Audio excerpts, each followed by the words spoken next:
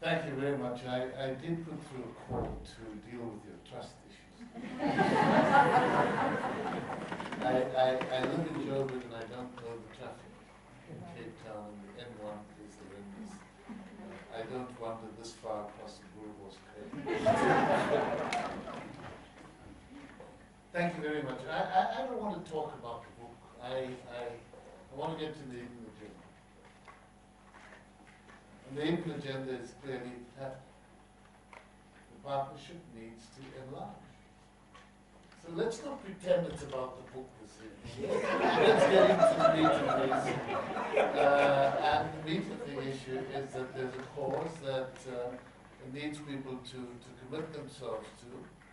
And I think it's important because what the book does do are a range of stories about people who are good people and want to be involved as active citizens in the process. So strip away the other stuff, strip away all of the other nice things, and I think it's that. And the question is how that reality can be used to multiply, because the issues you raised, Louise, about the National Development Plan, we did one of these nice mechanical graphics for the presentation, and right at the epicenter of what delivers it is active citizenry. Active citizenry is, in fact, also the catalyst for developing leadership. And if we understand the notion of leadership as the National Development Plan puts together, then it counteracts the idea of the big man leadership. It understands that society is a complex process, and change is derived out of that complex process. And frequently effective government, and in the context of this partnership, the governance element that we're looking for is improved outputs in education. They interact in a very distinct way. So the idea that people stand back and say, well, we voted, now what happens here after, is, I think, quite antithetical to the way in which the National Planning Commission conceived of, or conceives of the big transformation that needs to take place, and it's one that must involve people. And in many ways, I suppose, the kind of holy grail in a country like ours is to refresh our social compact, and our compact is described in our Constitution. It's that bridge between our past and our future. Go through the Constitution, go through the preamble to our Constitution that calls into mind the injustices of the past and calls them for a different set of outcomes. That bridge building exercise is, in fact, the compact that no other country has. But merely having it is not the same as living that compact. And so instead of sitting back and hoping that this compact will somehow emerge, the sense I think we try and articulate is one that the compact is actually a mosaic of many small compacts. Now, if a school is, I don't want to use the term dysfunctional, but poorly functioning, if there's no school governing body, if it's as though nobody cares about the school, to go in there and unlock the energy that drives the change is to construct a compact. And in education, a myriad of these compacts is actually what drives change. As I interact with schools, I mean, one of the first things that happens, when I arrive at school, you meet the principal, and if the principal has the chairperson of the school governing body or somebody from the school governing body in tow a parent, you can kind of tick a box that says it's probably functioning. But my sense is that that is a minority of schools, and as we move into an arena of no-fee schools, it's as though parental involvement is discouraged. So how do we deal with that? And it's in understanding that I want to argue very strongly that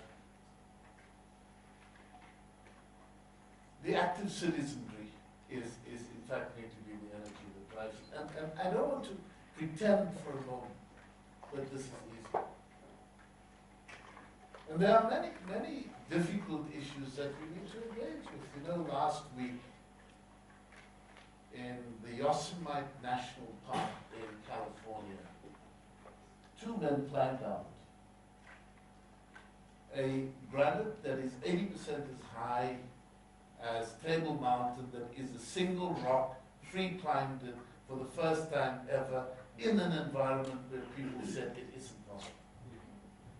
Now when we look at so much of our education, sometimes we say it's too big, it's too difficult, there's got to be a shortcut. And the way in which I try and understand it is as though one was standing right at the foot of that Il Capitan, that rock face in the Yosemite, and saying, we need to get up.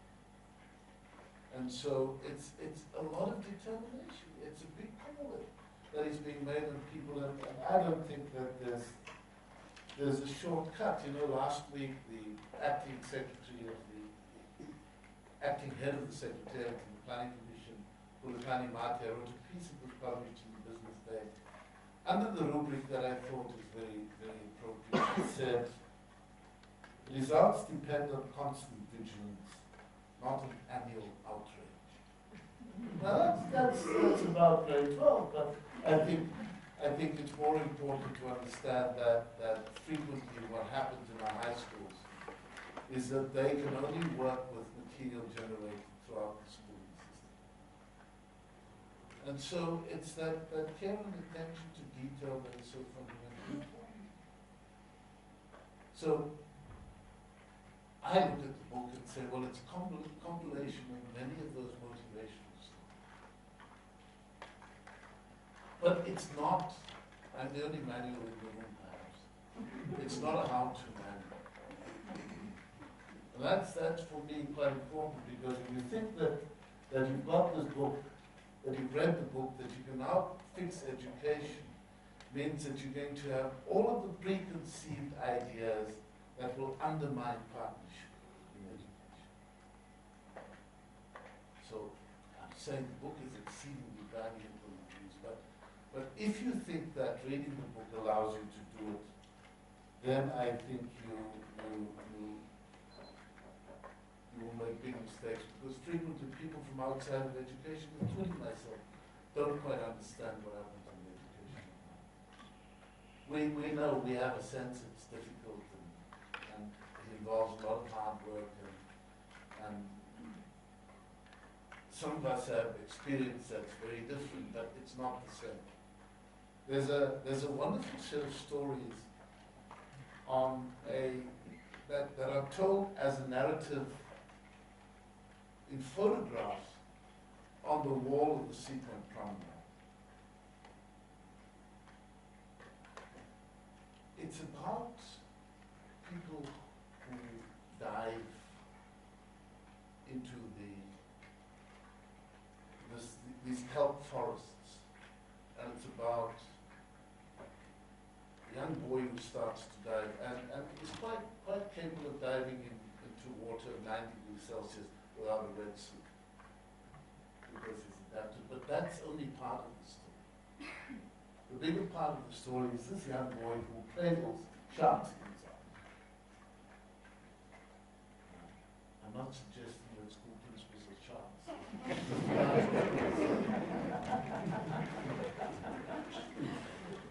But it's understanding how you conduct yourself when you enter an environment that's not yours. There's a woman, she's quite amazing. She lives in the sandstone, named Leslie Rocha. She free dives with sharks, with great white sharks. She invited me to go along. Me?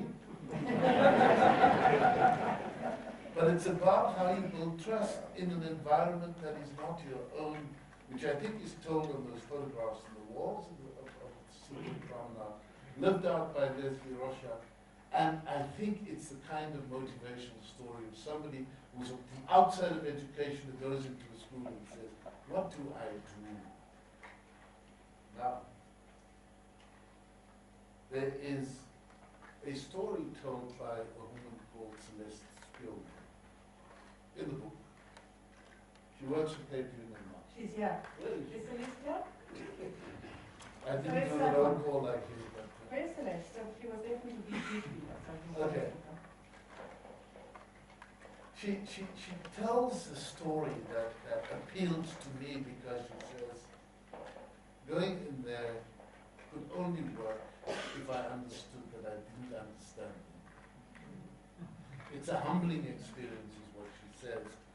And I think it's understanding that as the element of the relationship and the beginning of that trust that, you know, I've got a deficit. I need to swim with the sharks.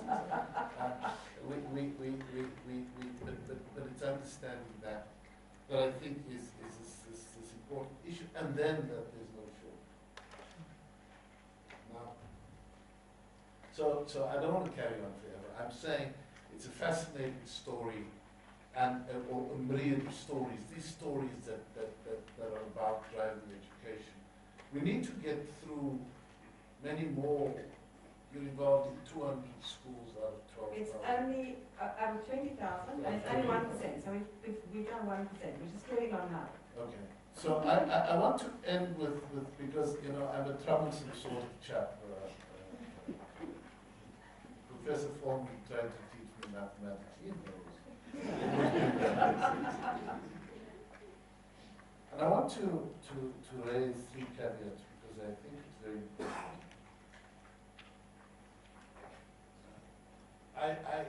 And you know, part of my education, I went to school with Philato there.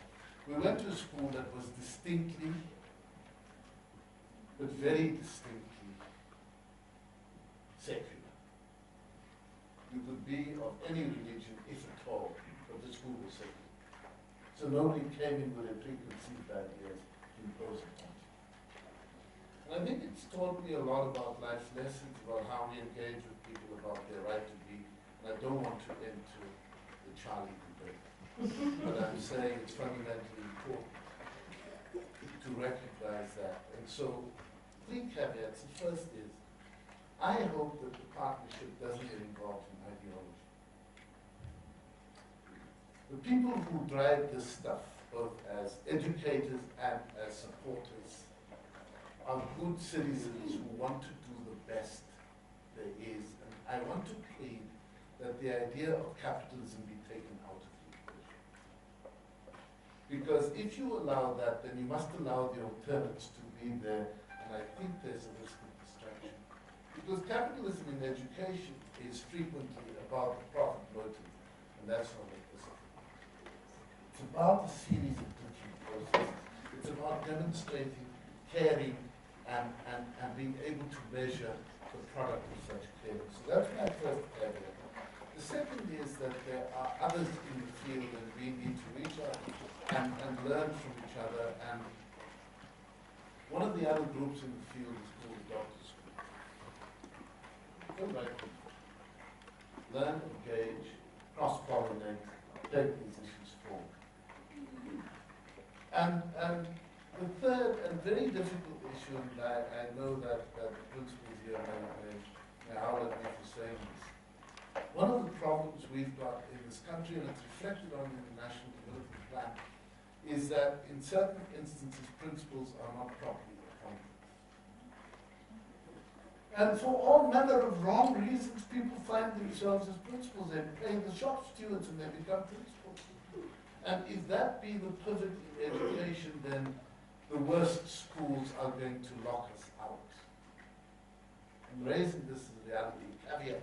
It's part of this tank that you're going to dive into with Asia. And so I offer that, but I don't offer it by way of standing back and negative criticism. I'm saying this is the beginning of great things that must happen.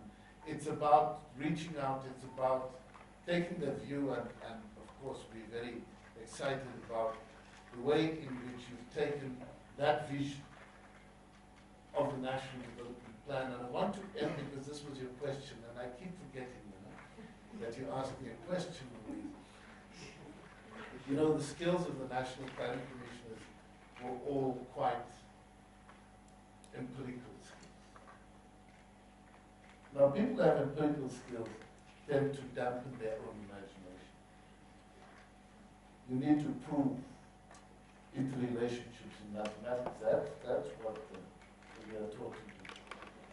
And so we call them two people who have different skills. They are wordsmiths. And wordsmiths have much better imagination. They see things that empiricists don't.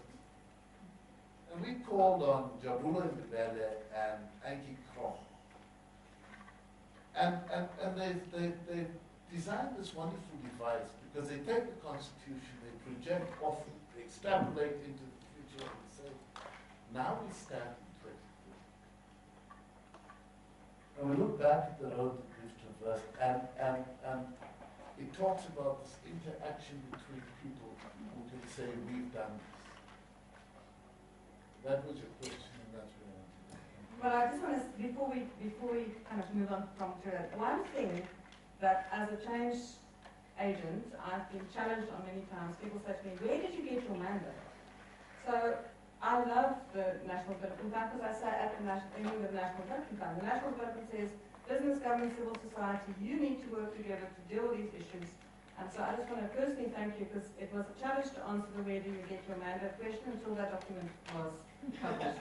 So thank you.